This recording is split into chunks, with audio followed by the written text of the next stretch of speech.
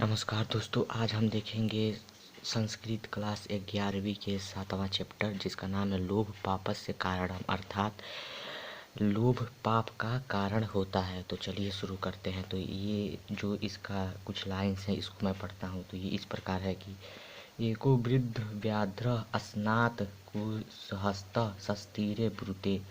तो इसका अर्थ यह होगा कि एक बूढ़ा भाग स्नान करके कुश हाथ में लेकर तालाब के किनारे कह रहा था।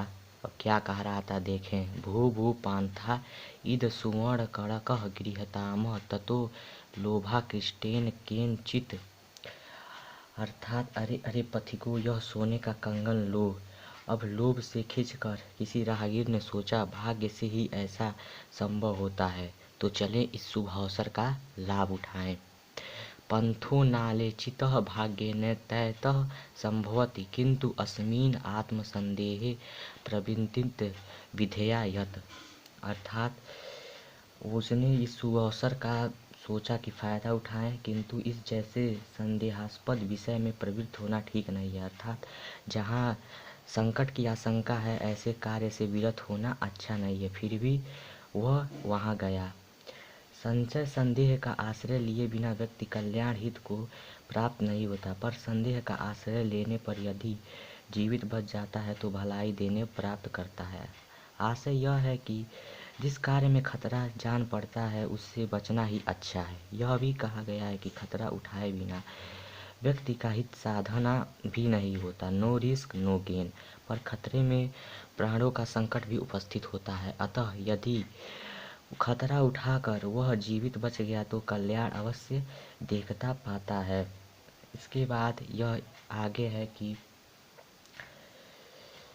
सह आह कुत्र तव कर्णम व्याध्रे हस्त पर्याय दर्शयन्ति पांथो अतः।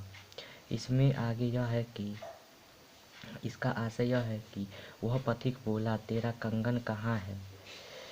बाघ ने हाथ फैलाकर दिखाया कि पथिक बोला, तुम हिंसक जीव घाती पर कैसे विश्वास करूं। यह पथिक ने बोला, कथमारात्म में त्वय विश्वासः व्याघ्र उवाच शरणुरे पांथा प्रोग्रेव यवन दशामयहति दुर्वंत आसमम अनेक गोमानुसारणा बंधते पुत्रा मृता दाराश्च वंशहिंसाचातः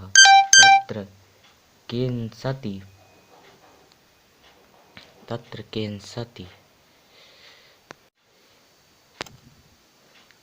स्वानिशाल्तदात वृद्धो गलित खंदतो न कथ विश्वास भूमि मम चैवातना लोभ वीरय येन स्वः सावृद्ध सुकुण कंसे यक्वे च मिद दातुमिच्छामि तथापि व्याद्रो मानुष खदाति इति लोक प्रवादो दुर्निर्यार मया च धर्माणि अधितानि।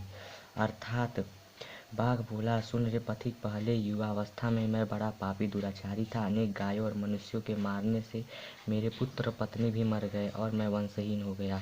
तब किसी धर्मात्मा ने मुझे उपदेश दिया, आप कुछ दान धर्म कीजिए। उस उपदेश से नहाने वाला, दान देने वाला बूढ़ा, टूटे नाखून और दांतों में भला विश्वास योग्य क्यों नहीं हूँ। मैं तो इतना लोभ रहित हूँ कि हाथ में स्वर्ण कड़क सोने का कंगन को भी जिस किसी को देना चाहता हूँ तो बाघ मनुष्य खाता है। यह लोक निंदा दूर करना कठिन है।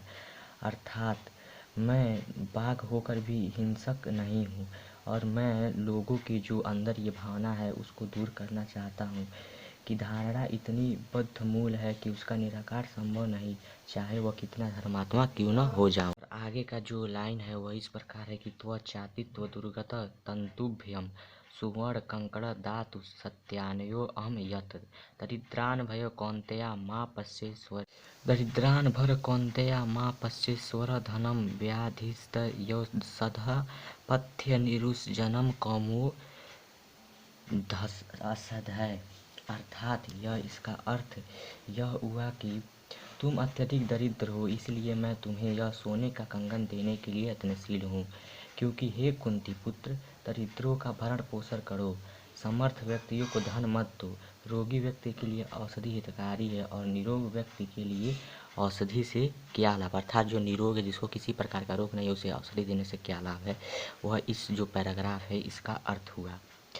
आगे यह इस प्रकार है कि तदत्र सरिस्व स्नात्वा सुकर्ण कंगण गृहाणा ततो यावदस्यो तदवच प्रतितो लोभात् सर स्नातु प्रविशति तात्व महापक्के निमगन पलयितुमच्छं पंके पतित दृष्ट्वा व्याघ्रो अवदत् अह महापक्के पतितो असि अत्वस्वामहुध्यपयामि इत्युक्त्वा शनैः शनैः पगम्य तेन व्याघ्रेण भक्षित।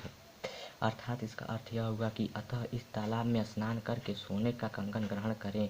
तब क्यों ही उसने उनके वचनों पर विश्वास करके लोभवश, अर्थात जो लोभी व्यक्ति था वह बाघ के बातों को सुनकर लोभवश तालाब में स्नान करने के लिए प्रवेश किया। त्यों ही भारी कीचड़ में फंस गया और फंसकर वह भागने में असमर्थ हो गया। कीचड़ में फंसा देखकर बाघ ने कहा, ओह तुम भारी कीचड़ में फंस गए हो, अतः मैं तुमको निकालता हूँ। ऐसा कहकर धीरे धीरे उसके पास जा और अंतिम पंक्तियों में बाघ ने कहा कि तुम तो अब कीचड़ में फंस गए हो और मैं तुमको चलो कीचड़ से बाहर निकालता हूँ। और वह निकालने के बहाने ही धीरे धीरे उस जो वह लोभी व्यक्ति था उसको बाघ धीरे धीरे निगल गया। धन्यवाद मित्रों।